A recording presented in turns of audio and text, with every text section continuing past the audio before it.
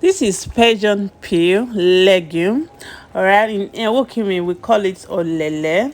So what do you call it in your tribe? So join me, let's make these legumes together. Okay, we call it local beans. Whichever way you know how to call it, it is fine.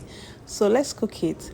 So here it is, guys. So I just wash it, then I allow my water to be hot, then I wash it and I pour it inside, then I cover it for it to cook for some minutes, like 15 to 20 minutes to 30 minutes.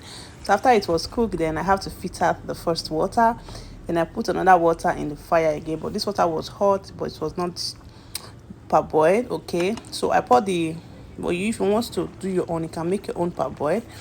So I add onions to it. So on these beans, I do not have that thing they used to cook beans, what they call it, I don't know, account, I don't have it. So I have to use enough onions to cook this beans so that it can be soft, because the beans is very hard. So while the beans was cooking, I have to fry my tomatoes, my onions, my pepper. I have to fry it separately, but you can as well still cook it together without frying it. You can just put everything inside and cook along. But I started to fry my pepper and onions and tomatoes. So I add half not cube to the tomatoes to cook. Well, okay, at this point I have to add my crayfish. I love to use crayfish a lot.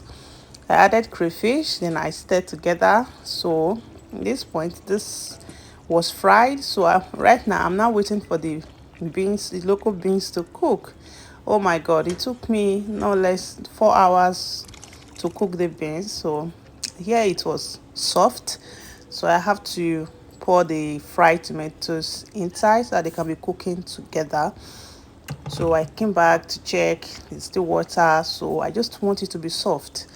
All right, so after that, then I just have to fry the other onions to have that local taste. Fry just only onions with palm oil, then I fry it together.